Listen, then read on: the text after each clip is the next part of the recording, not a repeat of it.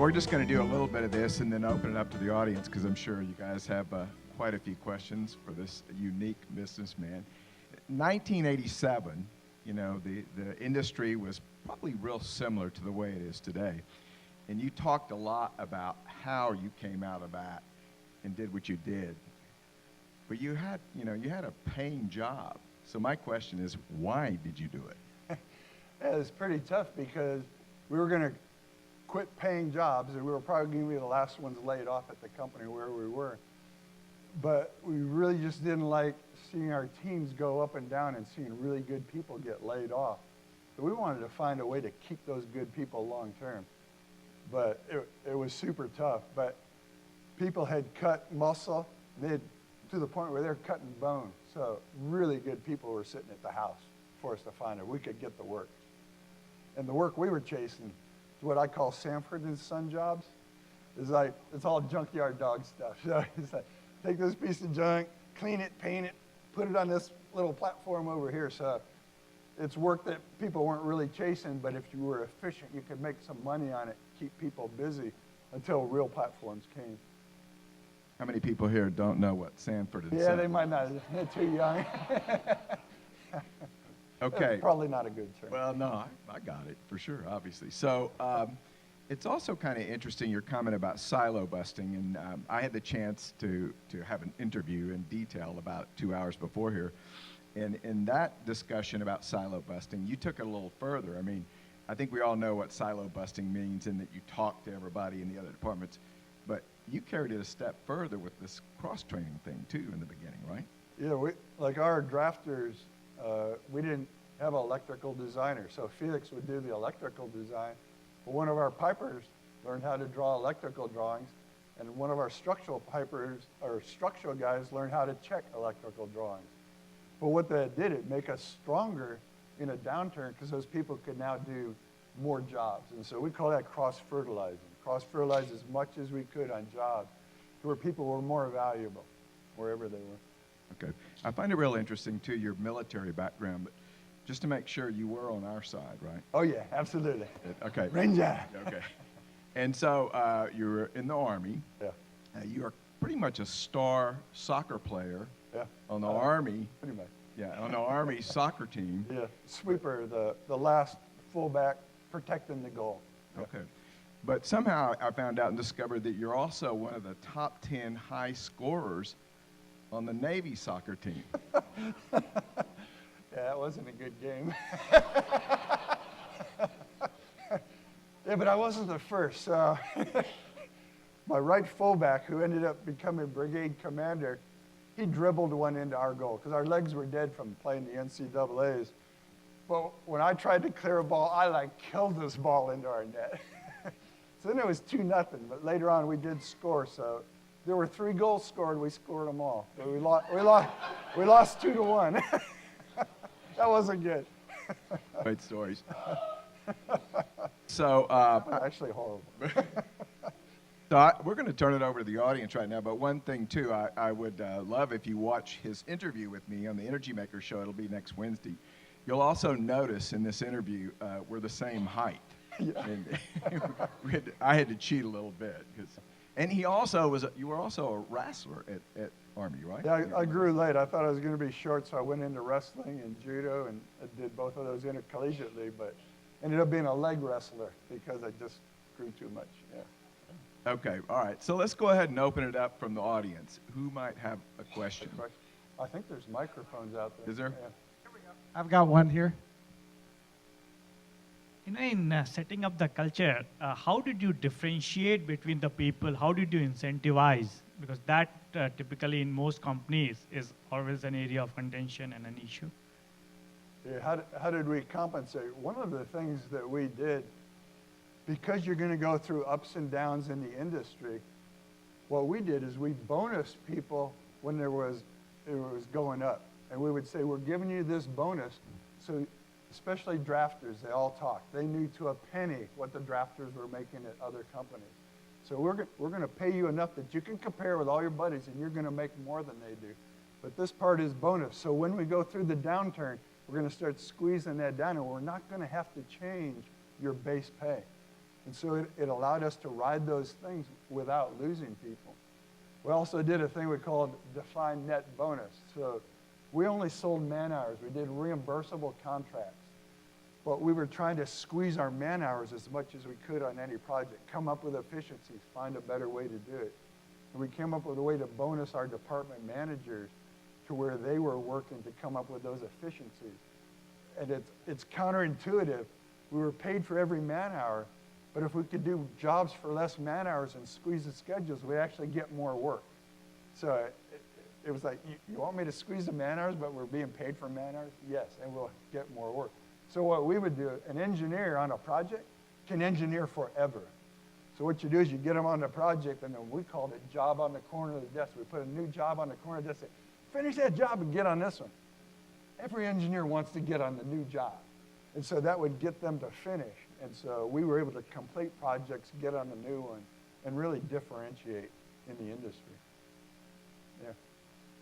Okay. Today we talk about work-life balance, which kind of implies that work and life should be separate. Yeah. But the Mustang story seemed to be a little different from that. So what was your experience with the work-life balance? Well, I talk a lot with the young guns and try to make sure that they are balancing, their finances, their work, their family time, their religious time. And you need to have that balance. I think it was really hard being an owner growing in a downturn, but once you got to a certain number of people, you could do that. And by having the activities and making them family-oriented, we were saying, hey, we're not going to pull you to an activity and pull you away from your family more. We want to pull your family in. And so that sort of helped enforce to the people that we wanted that balance. Bill, it all sounds so positive and cool, but, we're all mature business people in here, so you must have had to terminate people. You must have had problems like that. I mean, did everybody in the company know when something like that happened? You look at it as fuzzy, warm, and nice on the outside. The Mustang was tough as nails once you got inside of it. If you weren't performing and pulling a little bit more than your load, you didn't last because the person on your right and left are pulling that kind of load. One of the things we found about 8 years in is we were hiring in these new people, especially when we got the BP Deepwater, and they were like way more talented than people we had. And so we actually counseled people and let them go. We said, you got to go get these skills. We don't have time to teach them to you. A lot of those people came back a year later. They had gotten those skills. They came back. They said, I've got it. I want back in. And so it was tough as nails in there. You had to be producing. There was a timesheet. We were pushing it hard, but everybody was pulling the load. Yeah. Hi, Bill. I've known you for a long time, and it doesn't surprise me. This is probably the first lecture in the history of the Rice Business School where somebody gave a lecture wearing a dunce cap and a Rice. blazer. There's no owl in there. I was actually going to ask how, in a very difficult business, you did apply the Mustang culture to termination and difficult decisions. But that was the question that was just asked. But I'm curious if you have anything to add to that, or also if you could expand a little bit more about your relationships with clients. I think that was there was a great paradigm shift in the way Mustang worked with the people, the engineering community that was treated like a commodity in those days. Yes. But you also changed the way you worked with clients, and I wonder if you could expand on that for a Definitely. little bit. One other thing on the people is I call it high grading, and that might be from the military. High grading.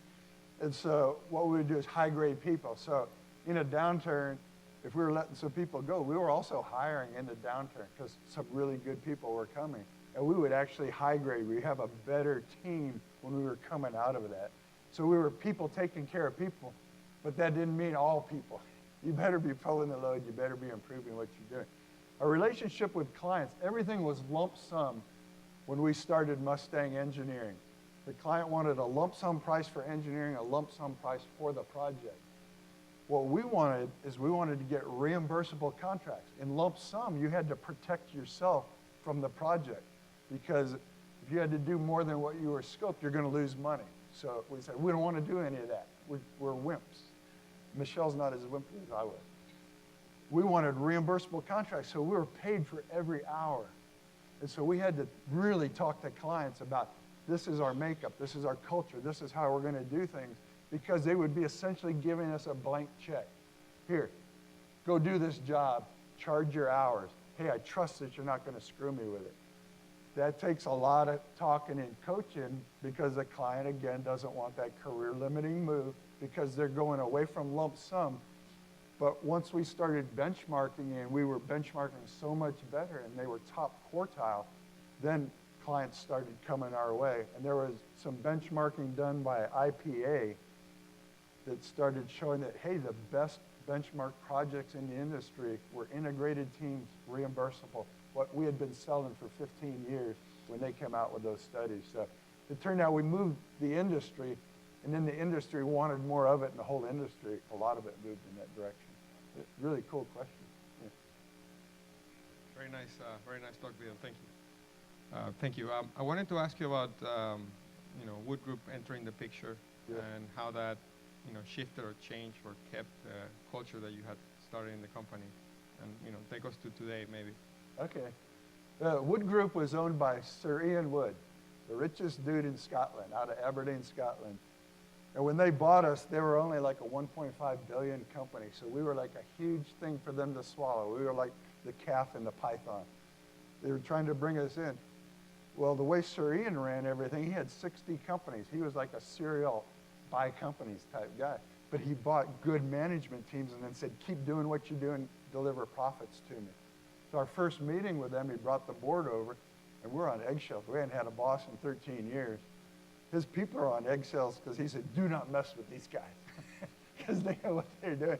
So we're sitting there, and the first question I asked Sir Ian, I said, we need a CFO. We didn't have a CFO at the time.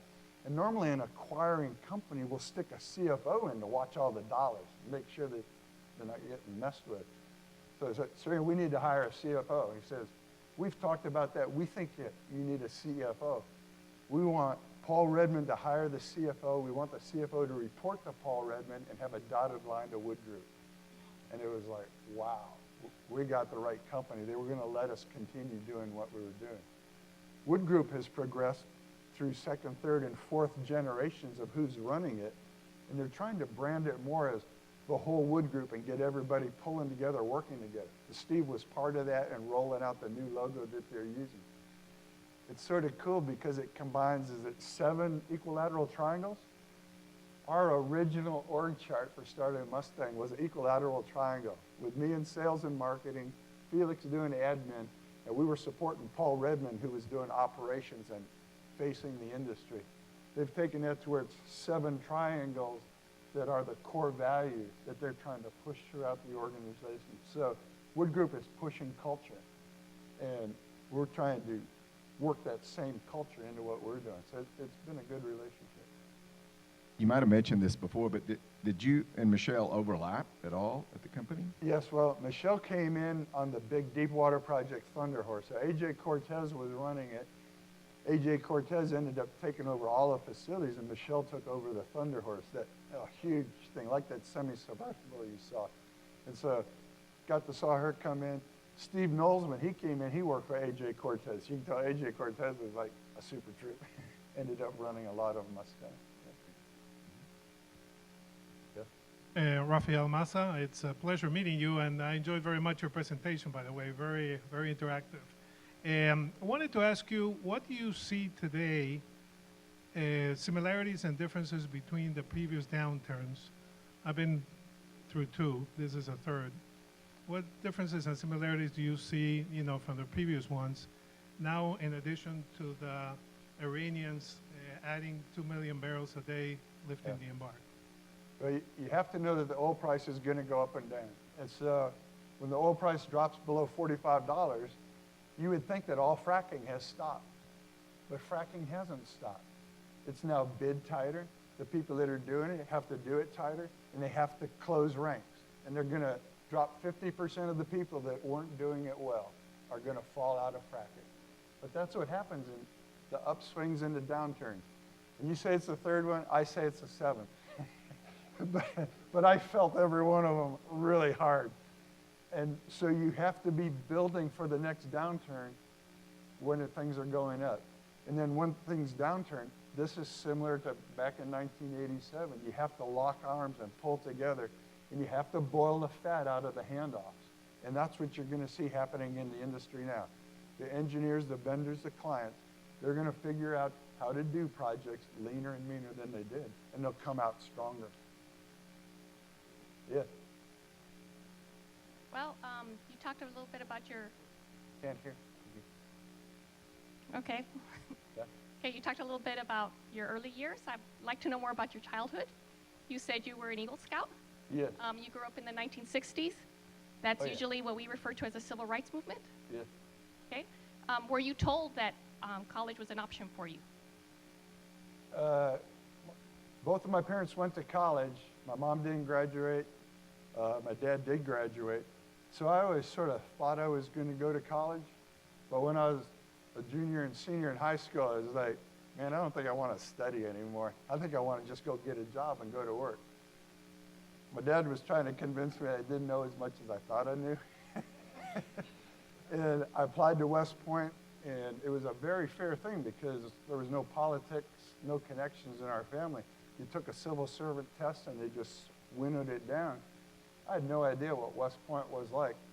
So my childhood coming up, living in a suburb all the time, went to pretty good schools. My high school had good college prep courses that I was in. I went to West Point, and on the first day, I'd gone on a canoe trip with my parents in New York. We come down to drop me off at West Point, and there's this barricade. So I say to my mom, I said, see you in a minute, let me go check in. You go across that barricade, your life changed. I didn't see him again until Christmas. I got my head shaved. I thought I was in another world. I didn't know what was going on. These guys were all like robots. I was dead tired that night. The next morning at like 5:30 in the morning, a cannon goes off on Trophy Point. My head hit the bunk above me. I'm going, where am I? What's going on? It was like a totally different world, but West Point was awesome. Joe knows it. It changed your world totally, and you were in this leadership environment. Are leaders born or made? There would be no West Point if they didn't believe they couldn't make leaders, and they put you in this cauldron for 4 years, and that's what you went through. And so that's what sort of developed me. Then going in the Army, you had to volunteer for Ranger School, but you're West Point, you're like gung-ho. I'm going to Ranger School. And I had a lot of fun there. I was the king of the pits, which was a pretty fun thing. It's a hand-to-hand combat for a week. And then they put all the Rangers in a pit, and as one's killed, they throw them out of the pit. And the last guy standing is king of the pit. So it was really a cool thing to be king of the pits. Got some negative stuff in Ranger School for it later on, but it was pretty good fun. I can't discuss that because my wife really doesn't like some of the things that happen in Ranger School. Ended up in combat engineers at Fort Hood, had a blast, loved the Army totally. But I got to the end of 5 years, I did the advanced course by correspondence. In my last 2 years, I was running a company. When you come out of West Point, you want to run a company. And so I did that, got out, went into the oil patch because a guy I knew said, it's like Army missions. Once I drill a well, how fast can you get a platform out there? And you're dealing with weather and people and a lot of things. And so just really loved it. It all sort of tied together across time. Yeah. Thank you for the opportunity. I'm interested in your earlier years of operations. How did you guys differentiate yourself from the competition, maybe not being viewed as a commodity before you'd built the reputation that you'd had culturally with your prospective customers? From when we first started, well, we had worked at Petromarine, and then we had worked at CBS Engineering together, and we had started doing some of these things of squeezing the handoffs and squeezing the engineering. Manual drafting back then, drafters thought that the drawing they were making was a piece of artwork like you were going to hang on a wall. And they would work it for 1,500 man hours. And there were 100 of those drawings. So I went in and said, I want to reduce this to 50 drawings. What are the 50 drawings we really need? And I don't want to hang them on a wall. I want them just done. And so we just started changing the philosophy of how we did things. When we went into onshore pipelines, pipeline had been regulated. The engineering for a pipeline was a stack of drawings like this because it was regulated. It was paid for. When it got deregulated, they had to compete. It was the same time we got into pipeline, and we said, you don't need that many drawings. It's a pipeline. It's going in a straight line. How hard could this be? Give me 2 drawings. I want to know the length and how big it is. They didn't, it took more than that. But it didn't take this much stuff. And so what we did is we just totally changed and questioned what is that scope of work, changed the scope, got the scope down, changed the dollars for the client, and just grew on that and grew on that across time. Yeah. Speaking of engineering drawings, I know when you launched the company, you jumped right up to CAD. Yeah. And had a creative financing way to put those first computers in. Yeah, at the time we started, there was computer-aided design, but it was on Cray computers, and only the big boys had it, the Bechtels and the Brown and Roots. But our boy Canyon with Compaq came up with PCs that had a lot of power in them. Voila! 2 weeks after we started Mustang, we did our first CAD drawing, and we had never done CAD before that. We got a designer in, he brought his own computer, we said, do us a drawing, we gotta go sell it to a client. And so we sold our first one in August after starting in July. We said, we've got to get into CAD. We had no money. Bankers wouldn't give us any money. So we went to a bank and we said, would you give loans to our drafters to buy a computer for their work? And they said, yeah, we'll do that. So we talked all of our drafters into buying a computer and putting it on their desk and taking out a loan. And we said, we will pay you $100 a month for your computer to make your note. And then we'll go to our clients and charge them $200 a month for the use of that computer. At the end of 18 months, and we taught CAD classes at night, at the end of 18 months, these guys' pay increased by 20% because they were CAD capable. They had a computer to take to the house. We took the $200 that we had been charged and we bought faster, better computers because Rod Canyon kept changing them on us. We had to keep upgrading them. But that's how we got the $60,000 that we needed to get into CAD, but it kept us out ahead of the industry, and we never looked back from doing that. So, what would you say what would you wish you had done quicker when you started Mustang? Something that, I mean, you're an engineer. I'm sure there was a lot of business stuff that you weren't familiar with. I had no idea how to run a business. Yeah, so what was one thing that you wish, I wish we would have done this sooner?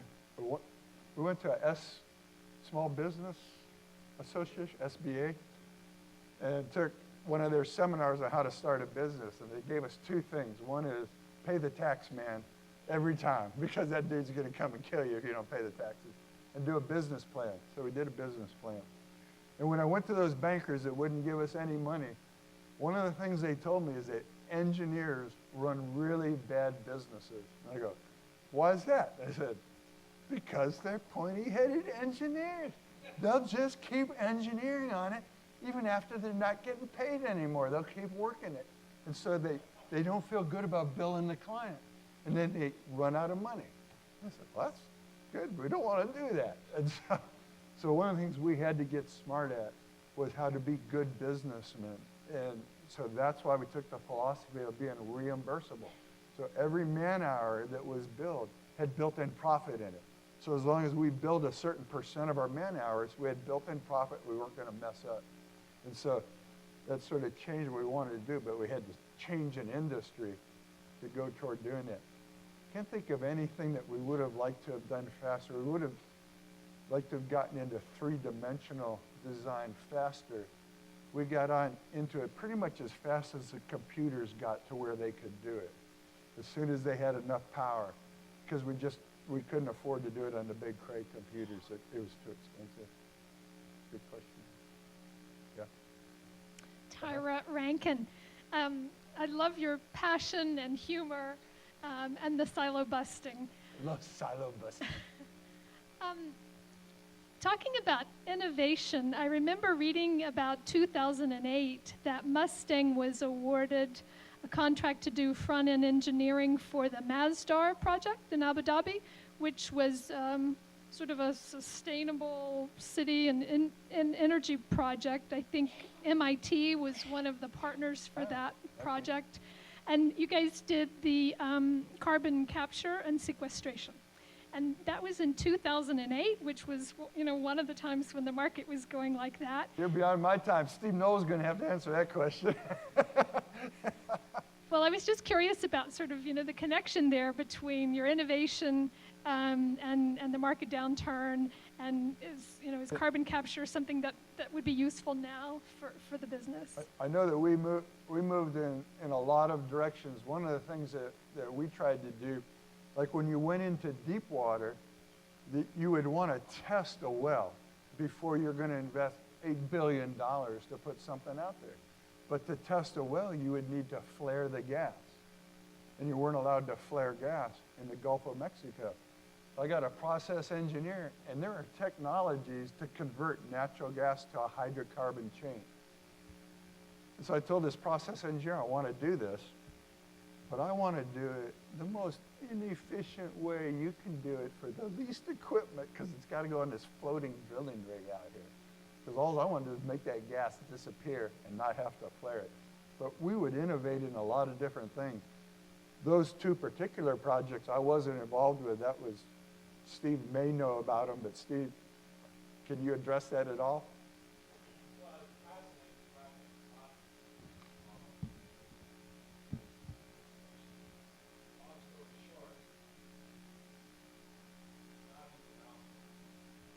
Here's a mic.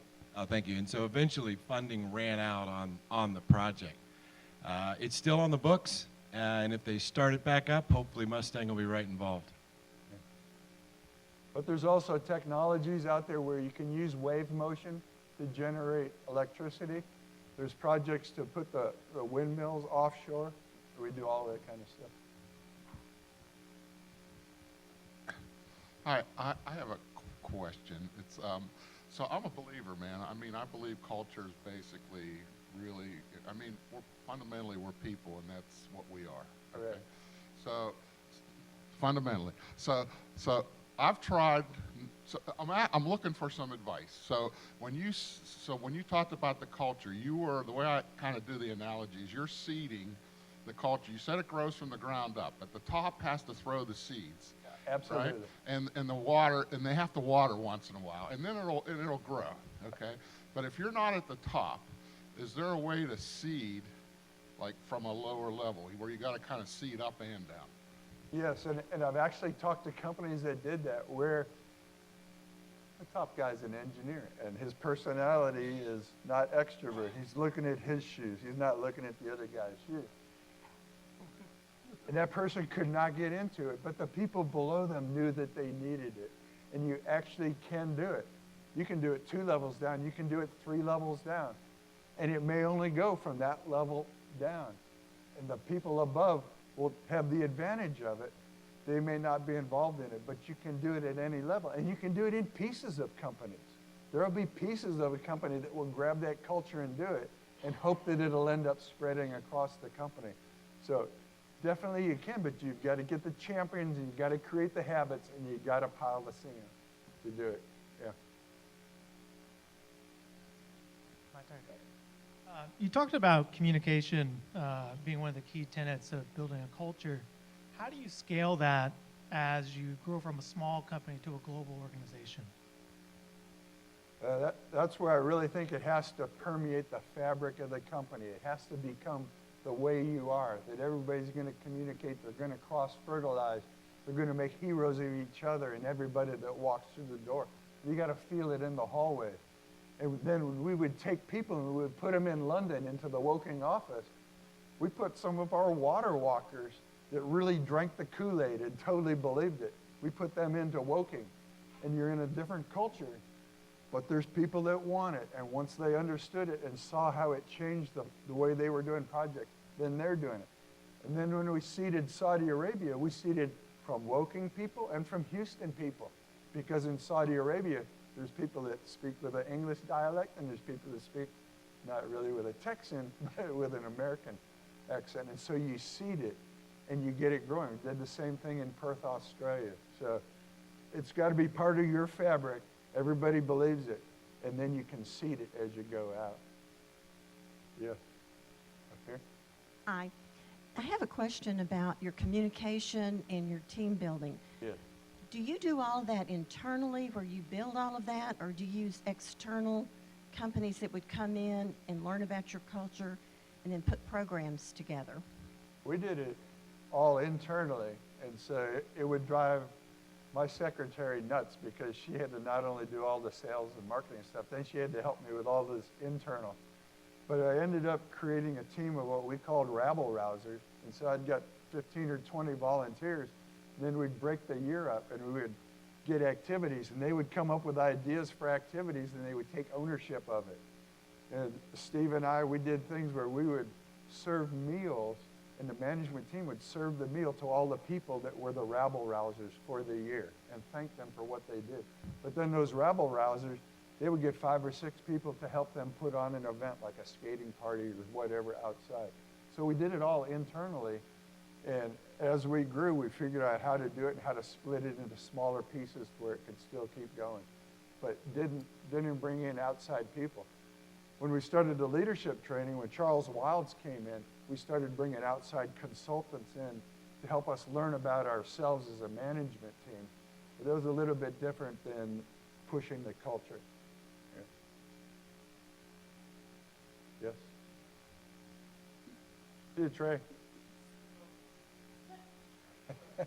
I'm going to tell Greg you left early. Okay.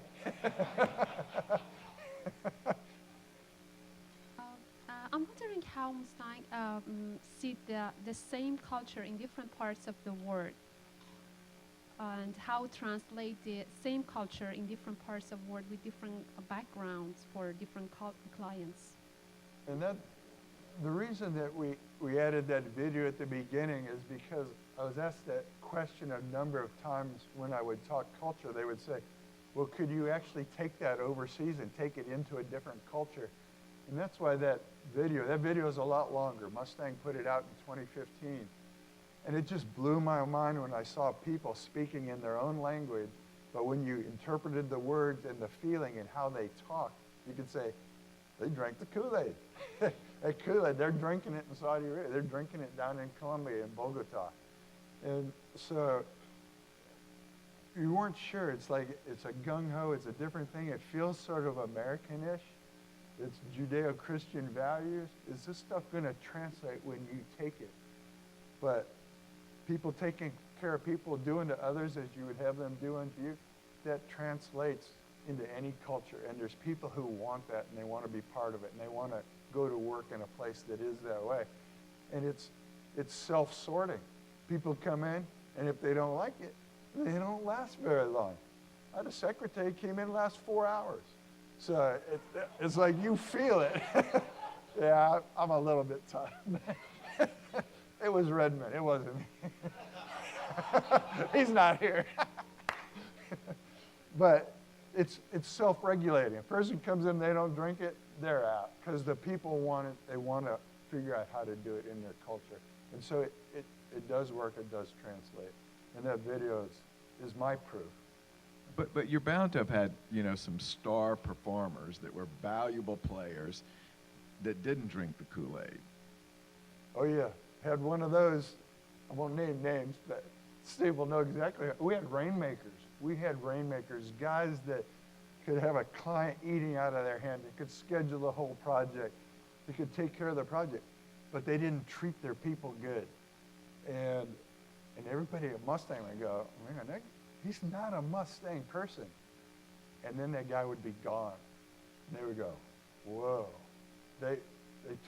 We took a hit. It was a controlled hit to let that guy go because he was bringing in the work. He was managing the work. I didn't have to touch his project, but he was hacking off these people.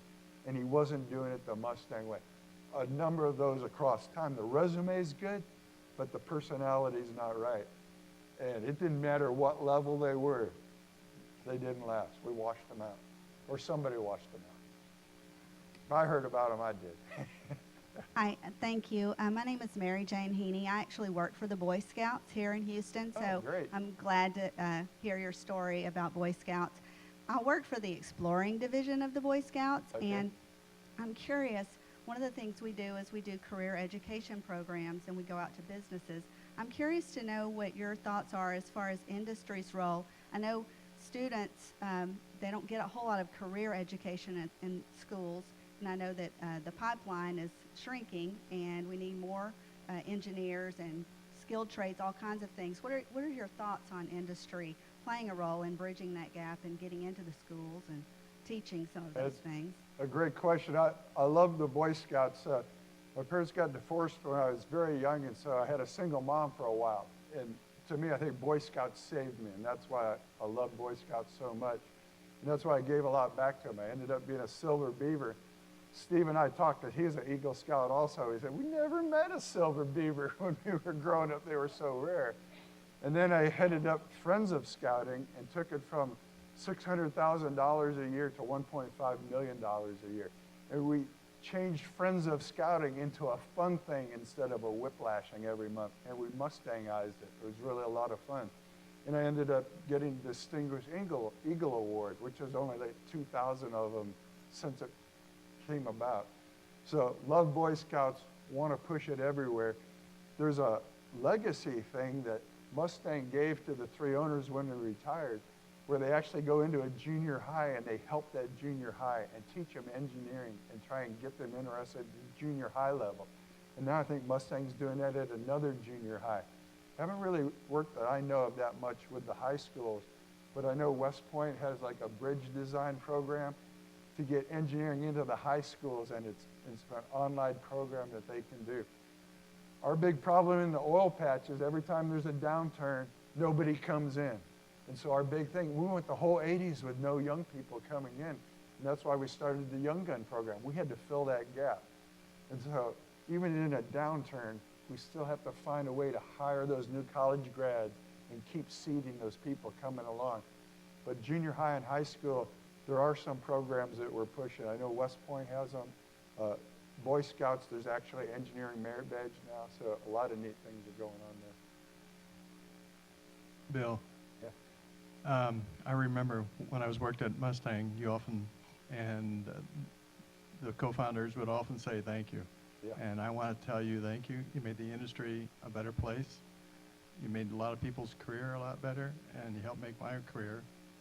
And my question is for you is, when's your book coming out? Jenny, thanks, Kurt. I really appreciate that. The book is totally written. I issued part 5 of the book. It's done. And we've whacked the heck out of it, so now it's a fun book to read. I had a lot of smiley faces in there, but my wife scratched all the smiley faces out. So you can't have smiley faces after every 3rd paragraph. But it was fun. We got to have that in there. So Jenny put a few of the smiley faces back in. So Jenny is marketing. She's formatted it to look like a book. She's running our social media. What we really need is to get a lot of followers of our blog. And what she's taken is pieces of the book come out every couple of weeks in the blog, and she ties it to industry and leadership and those types of things. But if we can get a lot of followers, it's going to help us with publishing. We're going to meet with Penwell. They're coming to Charlotte to talk to us, go through the book, and see if it's something that the guys that do Oil and Gas Journal, Offshore Magazine, their clientele would be perfect. So that might be an option. There's a couple other publishers we're looking at, but we're ready.